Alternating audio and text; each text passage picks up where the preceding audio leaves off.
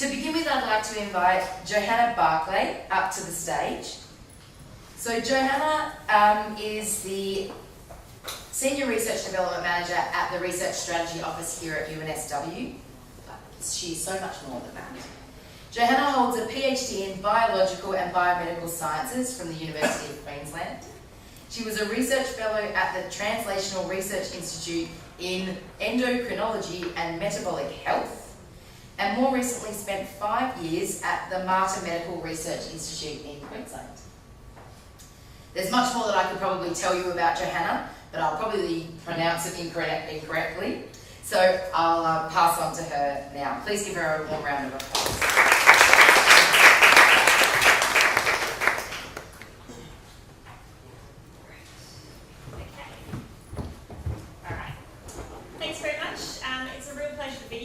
My first ever hackathon, but I've heard amazing things from all of the ones that have happened previously at UQ and so where from Queensland, where I was from before. So it's a real pleasure to be here and actually be involved in one.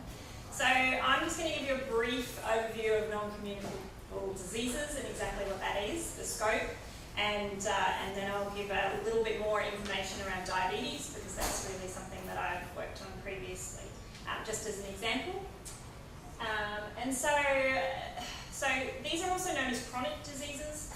There are 4 main types, but there is actually a long list. So we have cardiovascular disease, cancers, chronic respiratory diseases, that includes COPD and such like that, diabetes. So these are the main 4, but there are a large suite of chronic diseases. They're defined by their long duration, so you have them for a long, long time. And they're very, very complex. So they are caused by a combination of genetics, physiological, environmental, and behavioural factors. So you can see that these are conditions that people have for a long period of time. They're very complex in terms of their causation, but also in terms of what the symptoms are and therefore how we treat them. So a few statistics just to give you an idea of the breadth of this problem. So these come from the World Health Organization, so these are global statistics. So NCDs kill 41 million people annually. That's 71% of all deaths.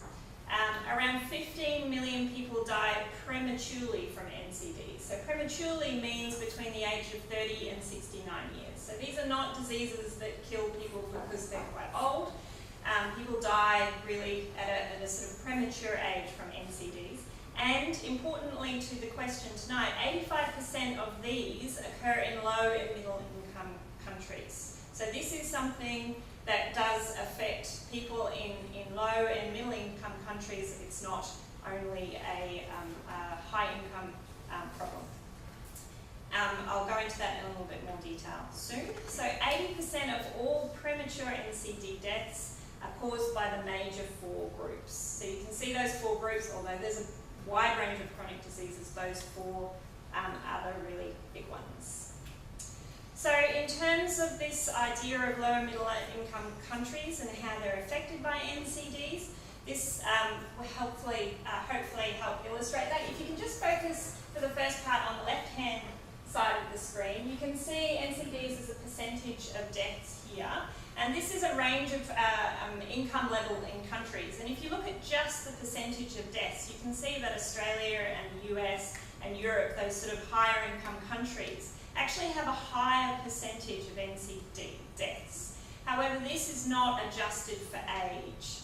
And so, because people in these countries tend to live longer, and so this kind of skews the data and it makes it look like it's a bigger problem. But if you look at the other side of the screen, you can see that this is the age standardised death rate.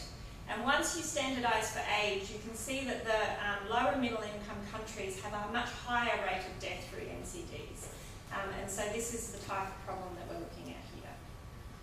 So in Australia, so this is 2016 data, just to bring it home.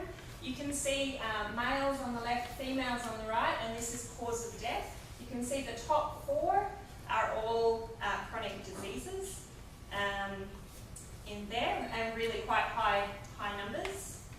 And you can see here in terms of the sort of burden that this has in Australia, 37% 87% of hospitalizations between 2015 and 2016 were because of chronic conditions. So these conditions really bring people into hospitals and use the resources there.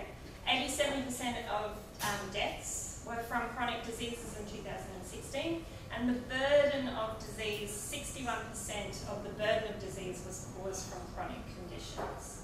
So when we talk about burden, it's probably it's easiest for us to talk about dollars, and especially in terms of the percentage of the allocated health expenditure. And if you look at cardiovascular diseases, we're talking, $7.74 billion spent on treating these and looking after people who suffer from these in 2008, 2009. So this is actually quite old data. And that's 10% of the entire health budget, and that's all I'll say about that. Okay, so what causes NCDs? We talk about modifiable risk factors. So these are risk factors which you can choose to change. So these are things where you make choices in your life, and these then cause you to be more susceptible to NCDs. Smoking is a modifiable risk factor, and it is known to be very, very strongly linked with cancer. Salt and sodium intake, another modifiable risk factor associated with NCDs.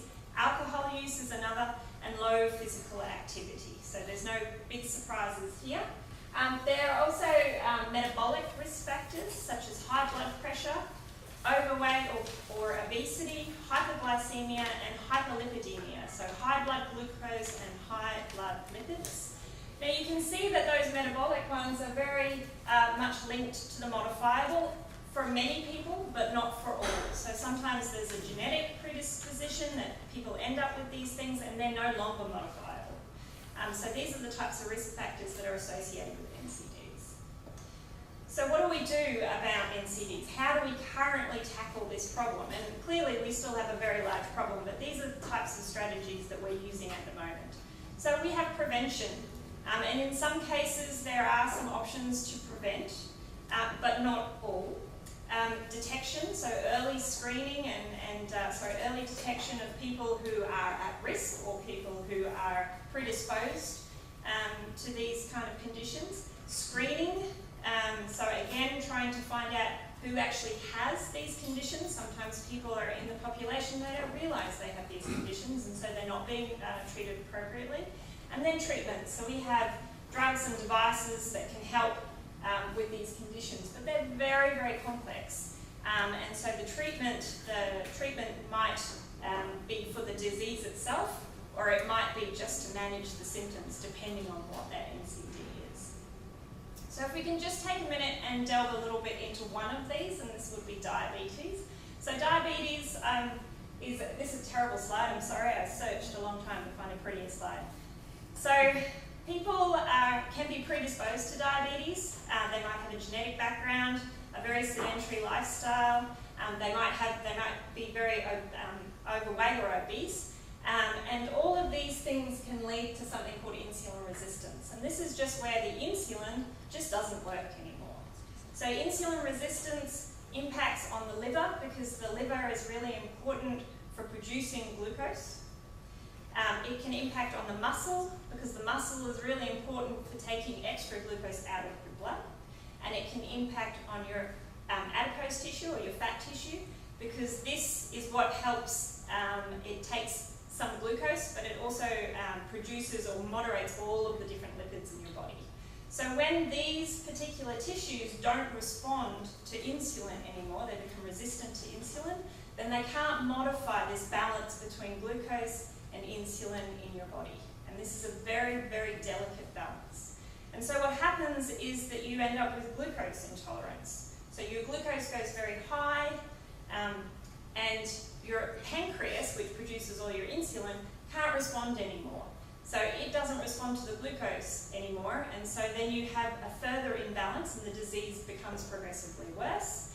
And then the pancreas just gets tired, so it doesn't produce any insulin anymore. So it doesn't receive the glucose signal very well, it gets very tired, it can't produce insulin, and so then you end up with early diabetes and then late diabetes, where you just don't produce enough insulin anymore. So diabetes is really multifaceted. It's not just about, the story behind it all is about glucose and insulin, right? But the disease itself involves blindness, kidney failure, heart disease, stroke, and loss of toes, feet, or legs because of the nerve damage that happens. So there's a lot of different symptoms associated with diabetes and a lot of different things that need to be managed. So the risk factors for diabetes are obviously being overweight. This is the one that we hear about a lot. Family history is also a big risk factor for diabetes. And sorry, I should have said, I'm talking about type 2 diabetes here. I'm not talking about type 1 diabetes because that is that's an entirely different story. So this is type 2 diabetes. Being physically inactive is a big risk factor for type 2 diabetes, and being over 45. So this is another risk factor. So how do we prevent or treat diabetes? So prevention, we really rely on early detection. If we can detect diabetes early, then there are a lot more things that we can do. The symptoms, the things that we have to manage are more in that modifiable risk factor category, and so we can work with people. And we would work with people and help with them with weight loss. We would put them on a healthy diet to make sure that we can, from this side of things, manage that glucose-insulin balance and an active lifestyle. So as much exercise as you do, when you do exercise, it actually makes your muscles really glucose sensitive. And so the insulin works really, really well. So people who exercise often have really excellent control over their glucose. So once we're past the point of prevention, we then need to focus on treatment. And there are different types of drugs that we can use to treat diabetes. We can use insulin sensitizing drugs. So these are the drugs that basically help your insulin out. So when the rest of your body is sort of really not responding terribly well to insulin, then we can provide other pharmaceuticals which make it work better. We can then try glucose lowering drugs. So when your glycemic control is out of control and your glucose is too high, then you can take drugs which then try and bring this down. Insulin stimulating drugs. So when your pancreas is really tired and it really just can't produce or doesn't feel like producing insulin anymore, we can give you some drugs to try and give it a kickstart and produce some more. And then when all of that fails, then we're on insulin therapy. And that's when we have to give you exogenous insulin because your own body isn't working anymore. And these drugs can be applied generally in combination depending on the person and what the problem is and the progression of the diabetes. So in spite of this, diabetes remains in the top 5 causes of death in Australia. Diabetes is not just an Australian disease. It is part of the non-communicable diseases, which is really a big problem in low and middle income